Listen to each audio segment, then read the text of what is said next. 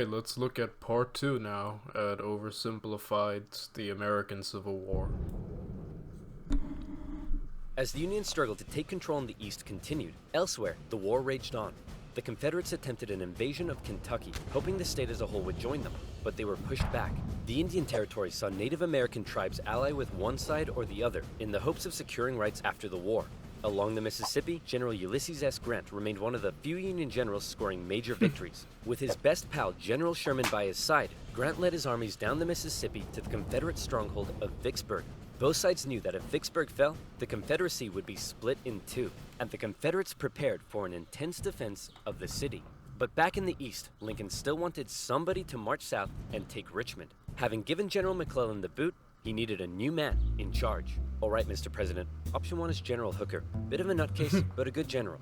Option 2, his qualifications are his name is Burnside and he has freaking dope-ass sideburns. Say no more. So General Burnside was put in charge of the Army of the Potomac and sent south. Lincoln hoped he finally had a general who could succeed. Burnside met General Lee at the city of Fredericksburg, where he intended to rapidly cross the river and take the city. But the Union War Department was too slow in delivering the pontoon bridges, and the two sides were forced to camp across from each other, close enough to speak. Hey Yankee, ready to get your butt kicked? Yeah, right, rebel. God is on our side. No way, God's on our side. Oh, you think so? Well, why don't we ask him? Hey God, whose side are you on? Ow. Dude, uncool. With over 100,000 men, the Union Army finally launched their massive attack on the 11th of December. But by now, the Confederates had amassed their forces. During the battle, wave after wave of brave Union men marched headlong into a brutal Confederate onslaught. Even the Confederates couldn't believe what they were seeing, and in one moment of camaraderie, a Confederate sergeant, unable to take it, reportedly came out into the field to tend to the Union wounded. Seeing this, the Union troops held their fire. Dang. Still, Burnside and his forces were soundly defeated at Fredericksburg and forced to retreat.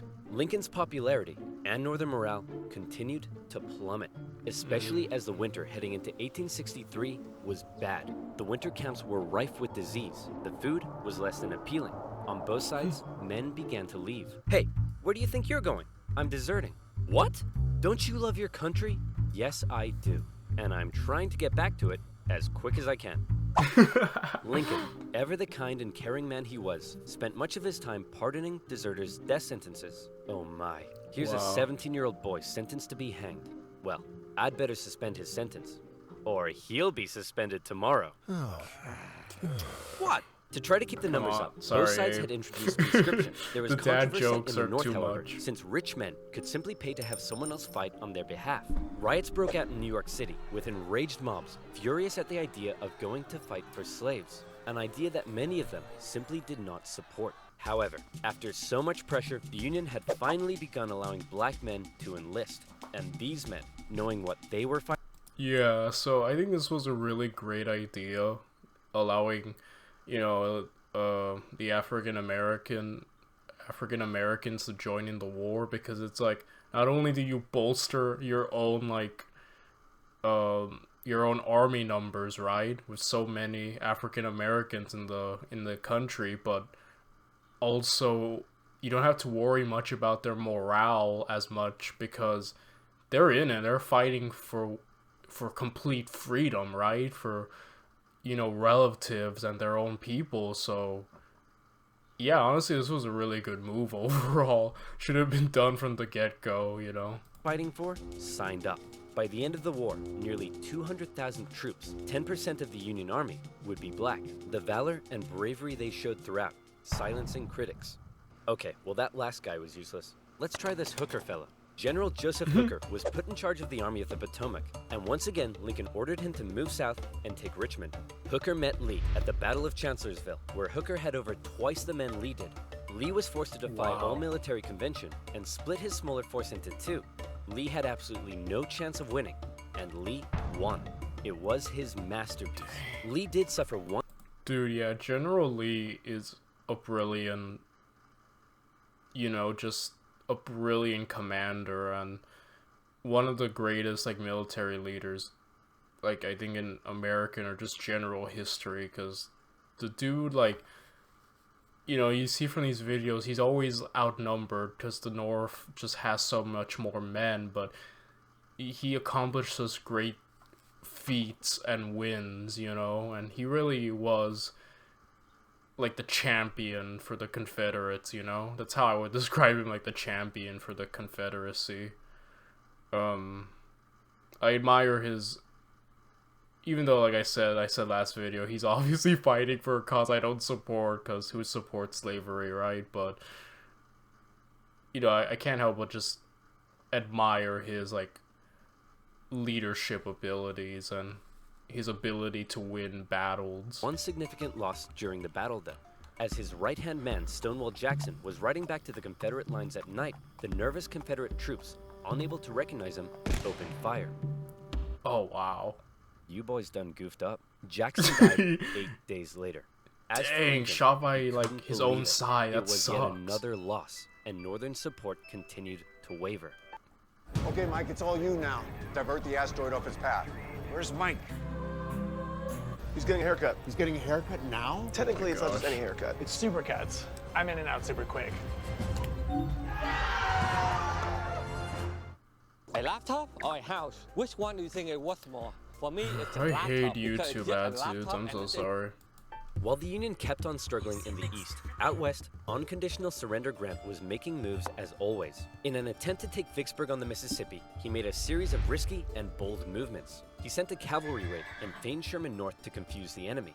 Then, aided by a fleet of ironclads on the river, he raced his army south to cross the Mississippi.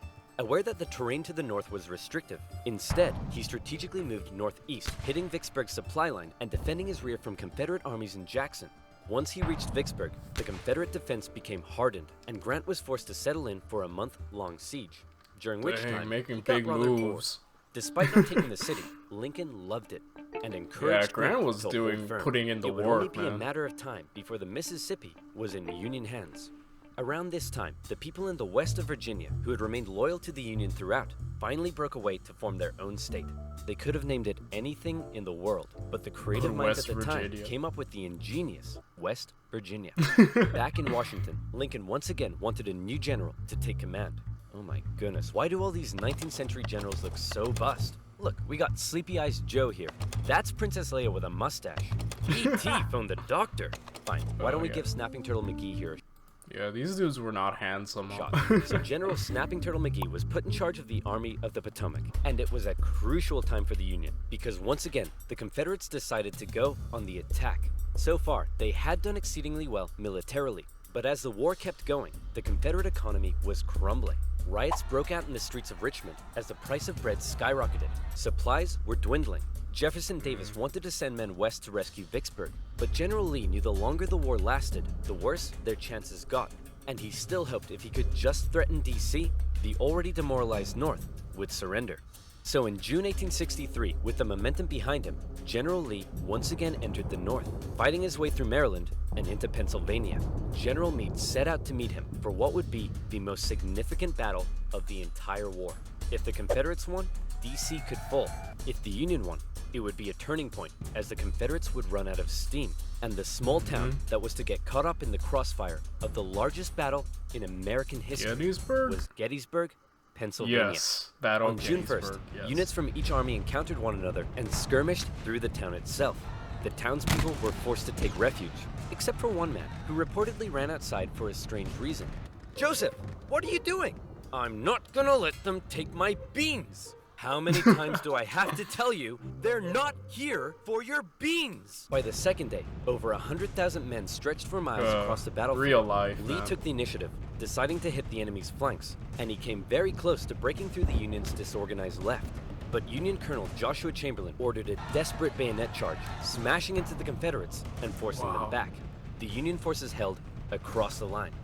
On the final day, Lee believed the Union Army had fortified its flanks, so he decided to finish them off with one massive central assault. The Confederates rushed at the Union lines during General Pickett's charge, and this time, it was the Union's turn to unleash hell.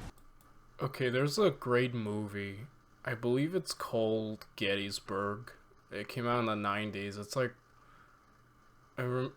it's a really great movie, and it depicts Pickett's charge. I just remember I saw it, like, I think a month or two back, and it's just a great movie. I really recommend it for any of you people interested in history.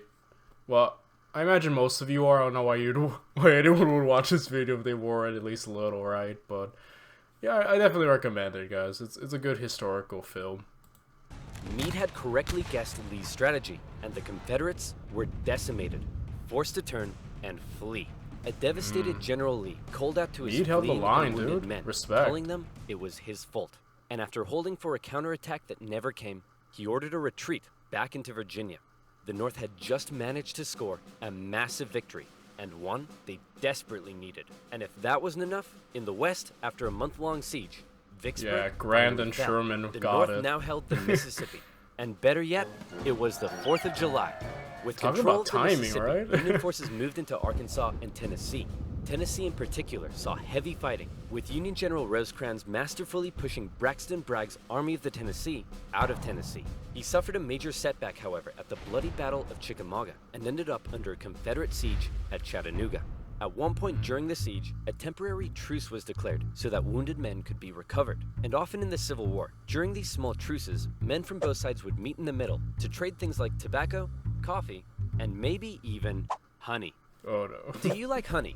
Me too. Thankfully, General Grant, now in charge of all Western Union armies, showed up and karate Great kicked move. Bragg right back into Georgia. Like this. With Sherman and Hooker, Grant took on Confederate positions in the mountains around the city, including the famous battle above the clouds and Mission Ridge. Grant continued to be Lincoln's #1 guy. With these victories, Lincoln hoped the war was finally turning. Back in Gettysburg, the entire town had been turned into a hospital to care for the scores of wounded men. Throughout the war, on both sides, women such as Clara Barton rose to the occasion, doing crucial work on the home front and volunteering as nurses for those who had given their lives. A new national cemetery was to be established at Gettysburg, and Abraham Lincoln traveled out to attend the opening ceremony. At the event, the main speaker spoke for 2 hours. Then, Abraham my Lincoln was gosh. called forward to give. Oh man, dude, people lose like.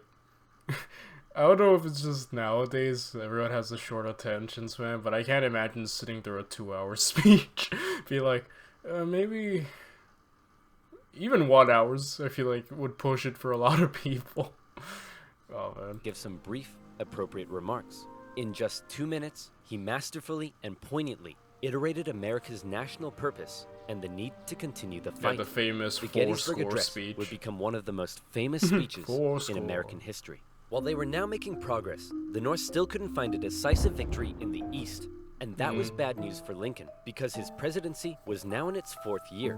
In 1864, there was an election coming. The Confederates knew this too, and with little hope left of being able to threaten the North militarily, they believed their last shot at victory may be in the election, since Lincoln, emancipation, and the war itself weren't exactly popular. People in the Yeah. North were sick of war and wanted to put it behind them. Robert E. Lee hoped that if he could just hold out and continue to inflict more defeats, the people of the North would vote Lincoln out and replace him with a Southern sympathizer who may be willing to negotiate. Lincoln knew now he desperately needed a victory. Now, I know what you're thinking, but oversimplified. If Lincoln loves General Grant so much, then why doesn't he put him in charge of the campaign in the East? Well, guess what, loyal subscriber? You've hit the nail on the head. You're bold, Grant. I'll grant you that. I'm promoting you to gosh. General-in-Chief, and I ain't taking you for granted. Now I want you to go defeat Lee. Grant me my wish. Please stop. So Grant was put in charge, and he came up with a new plan.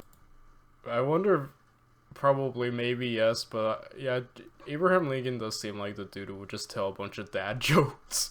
He wanted to press the Confederates on all fronts, with General Banks to capture Mobile, Alabama, General Sherman moving south to Atlanta, and Grant joining the Army of the Potomac as they advanced through Virginia.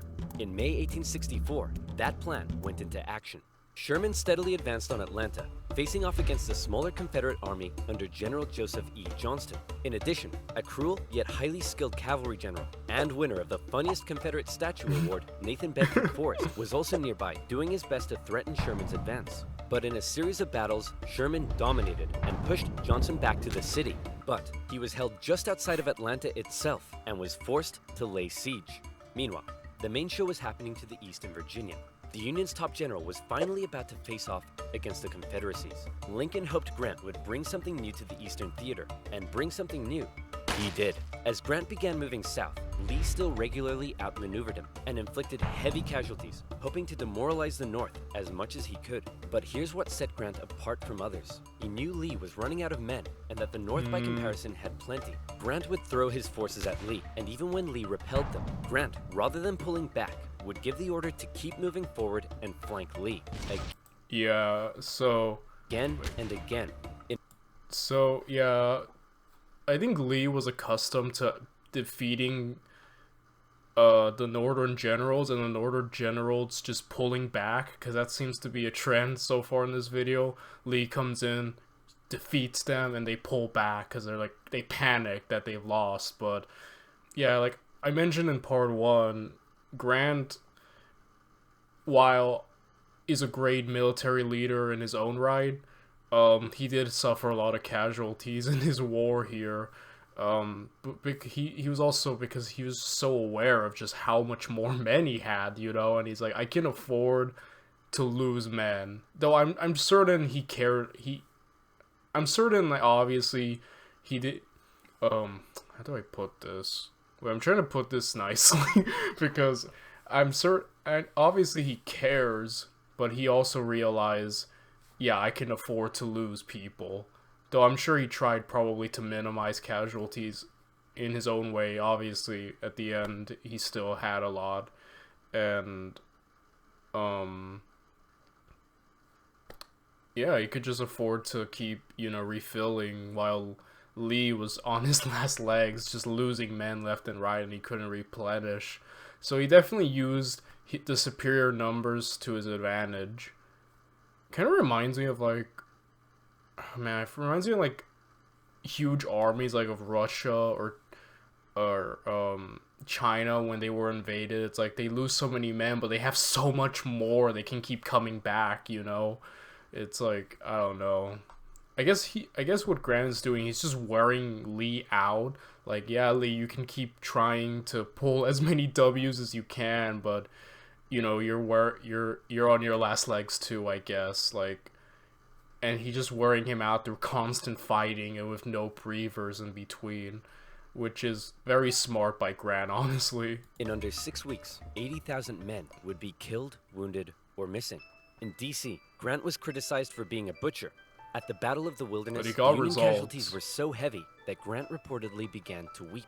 But yeah, see, like, he cares. It's just, war's war, man. Like, you gotta do what you gotta do, and he's facing Lee, which is, you know, like, yeah, Lee's just a great leader. We've already gone over that, and so, yeah, you gotta do what you gotta do, but, yeah, I imagine it's just never easy, you know, feeling responsible for all that death, and, yeah. Still, Grant could replace his losses. Lee couldn't, and he was being pushed all the way back to Richmond. Lee knew once he got there, he'd be under siege. Then, it would only be a matter of time. Close to Richmond, Grant again suffered horrific casualties in a miscalculated assault at Cold Harbor. Then, trying to be a trickster, instead of moving on Richmond directly, Grant moved towards Petersburg to flank the Confederate capital and cut its supply line. But, just like Sherman, Grant was halted outside of the city, and he too was forced to settle in for a siege. 2 identical sieges would not be good enough for Lincoln's re-election. The people of the North saw the casualties Grant had been taking, and they weren't happy. To make matters worse, Lee had sent Jubal Early north to threaten D.C., with the hope of forcing Grant to withdraw troops from Richmond. Early was repelled on the outskirts of the city, with President Lincoln even attending as an observer, but the North had been given a fright. So with the war currently in a stalemate, who was to be Lincoln's opponent in the critical 1864 election?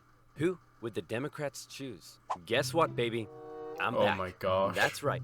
General George B. McClellan would run for president against Abraham This Lincoln, dude does not go my away. fellow countrymen. If you elect me, I, the great General George McClellan, will fearlessly and valiantly win the war.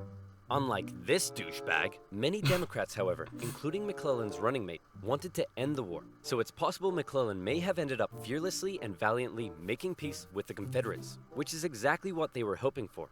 With the war in a stalemate, and Lincoln still not popular, it looked like McClellan would win, and the Confederacy may have a chance at surviving, after all.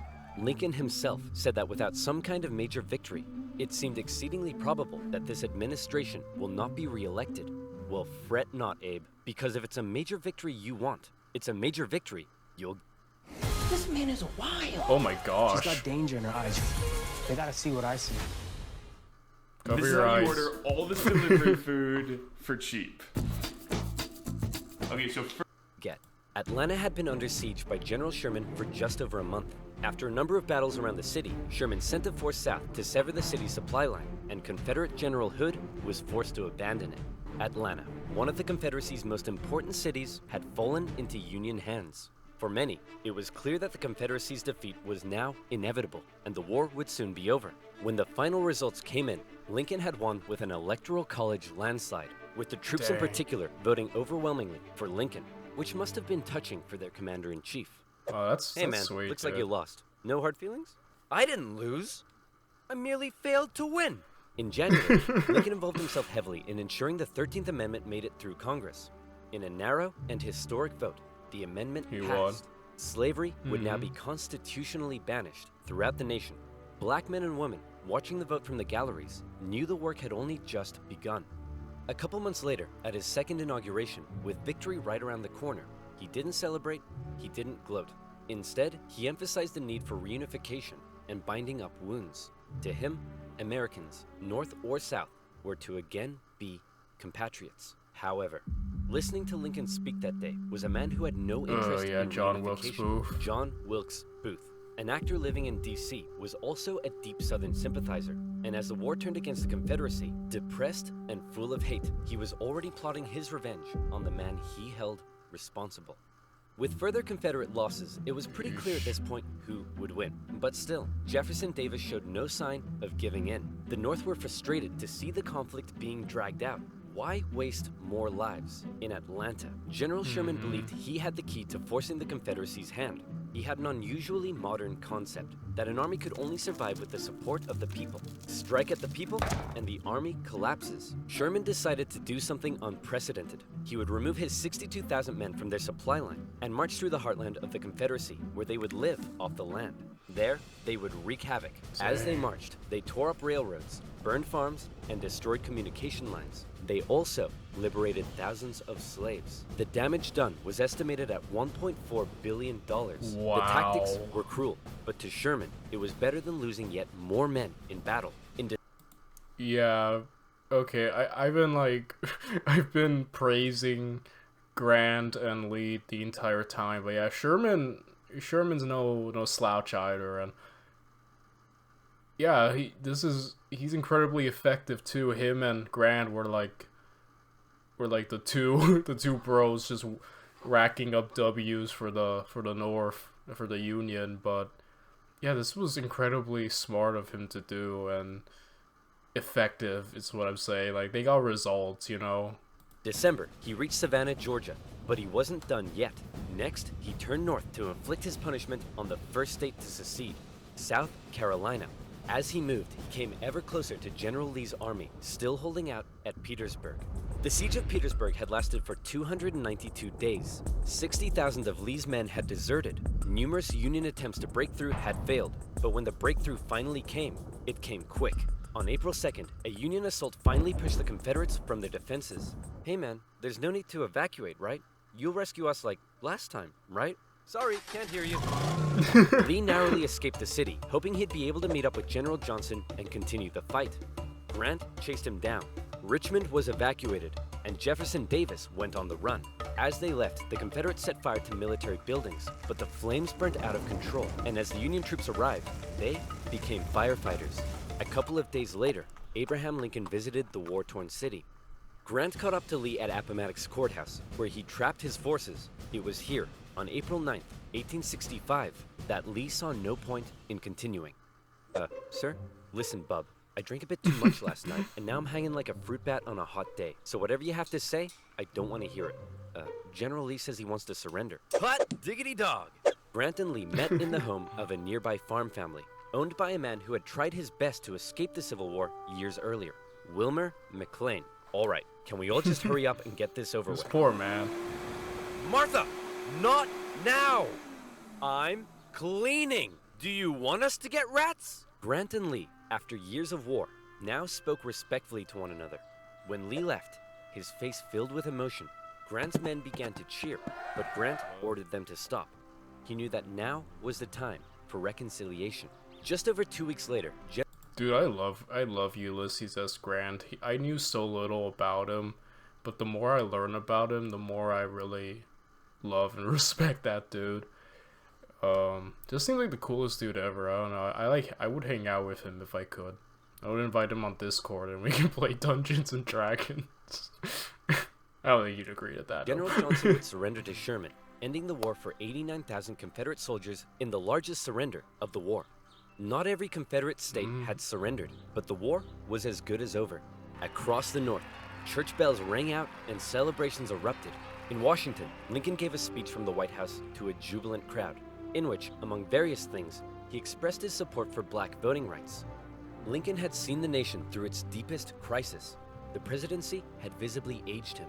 He had lost over 20 pounds. Yeah. He said sometimes, "I think I am the tiredest man on earth." I'm not sure tiredest is a word, but geez, the man's exhausted. Cut him some slack. Yeah, Abraham Lincoln took so much. Like, he dealt with so much, dude. And where I think most people would break or, like, be destroyed by the sheer pressure, like, his ability to keep his perseverance, grit, and determination is just like, I don't know, when I think of leader, I always think of Abraham Lincoln. Like, the dude was a leader, and a lot of people where I don't know about the general world consensus about Abraham Lincoln. Some people will say, probably argue he wasn't that great and all that, and I don't know, but from where I'm around, a lot of people regard him as the best president, and I think so too. I really love Abraham Lincoln. I have nothing but respect for the man. On a carriage ride with Mary, Lincoln clearly was looking forward to being a president in a time of peace. He was apparently very cheerful, surprising his wife, and he told her that between the war and the loss of their son, they'd both been very miserable. Now, it was time to be happy. On the evening of April 14th, Lincoln attended a play with his wife and some friends at Ford's Theater. It was a comedy, and the president appeared to be enjoying it very much. In a nearby bar, John Wilkes Booth swallowed 2 glasses of brandy. He slipped quietly into the president's booth and awaited for the audience's laughter to rise. The president was shot in the back of the head. Booth fled the city. Soldiers carried Lincoln to a boarding house across the street. There, doctors declared there was nothing they could do. Surrounded by his heartbroken wife, son, and members of cabinet, at 7:22 the next morning, President Lincoln passed away. Never before had a president been murdered. A shocked nation mourned as a 12-day funeral procession carried Lincoln back to his home in Springfield, Illinois. On April 26th, Union cavalry found John Wilkes Booth in a barn in Virginia, where he was shot. Not long after, Confederate President Jefferson Davis was also tracked down and arrested. Imprisoned for 2 years, he was eventually released. The North didn't want to put him on trial, for fear the jury may rule that Southern secession had in fact been legal. To ensure reconciliation, other Confederate generals and politicians were allowed to re-enter life in the now restored Union. Scattered fighting continued into May, when the last Confederate forces in Texas disintegrated. The Southern states came under Northern military occupation to prevent any further rebellion, and a very difficult era of Reconstruction began. Over 3 million Americans had fought, brother against brother. The Civil War remains the bloodiest conflict in U.S. history, but the Union had been preserved. You could say the real winners were those who were to never again be slaves. Further amendments passed by Congress gave black individuals the right to citizenship and to vote. Significant progress had been made. However, entering into the 20th century, it was clear the fight for equality would continue. In modern America, the man who fought to preserve the nation and never gave up in the darkest of times stands as a symbol of honesty, empathy, humility, perseverance, and courage. A continuous reminder of what has forged America and what it should ever strive to be. My favorite president. Great leader, great man.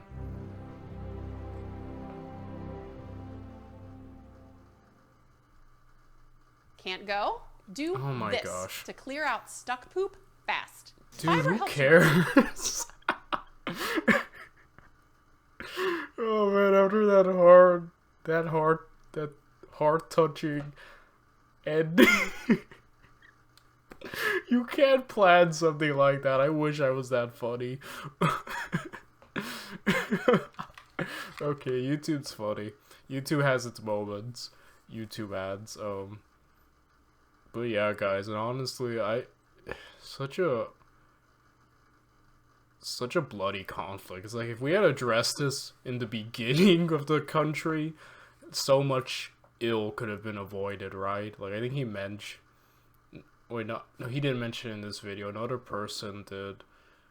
I think it was Mr. Beats. I think that's his name, or Mr. Beats. He's like a history channel on here. It's like there's a video called biggest mistakes made by every president, and I think his for George Washington was George Washington not using his clout to just talk ill about slavery and probably be a unifying force because he was beyond popular. And yeah, I kind of agree. Like, that's just one of examples of maybe the founding fathers could have moved on against slavery much sooner, but obviously it was an issue postponed until it just blew up, and this was the result. But again, I just have nothing but, like, Abraham Lincoln, I know a lot of people I've seen nowadays have, like, come to call out his flaws. Like, oh, some of his deeds were, you could interpret as tyrannical, or obviously he wasn't, like, you know, like, the, infallible symbol of virtue. Like, he was human, he had his flaws, and I'm not saying the man didn't have flaws, he didn't make mistakes and all that, but I just think, like, overall, I think he was a great man in that he handled this situation. I don't think anyone else in history could have handled it better than him, and at the end, I'm very sad that he never got to, like, you know, he kept the nation together, and he basically saw it through the most bloodiest time in American history, and, you know, he didn't get to, like, enjoy the time of peace. Like, you know, he died, and it's just so tragic. But yeah, rest in peace, King, you know. But yeah, I love this video. It was great, this two-parter, and I'm looking forward to the next Oversimplified and reacting with all of you. So I'll see you all next time. Thank you for watching, and I'll see you all later.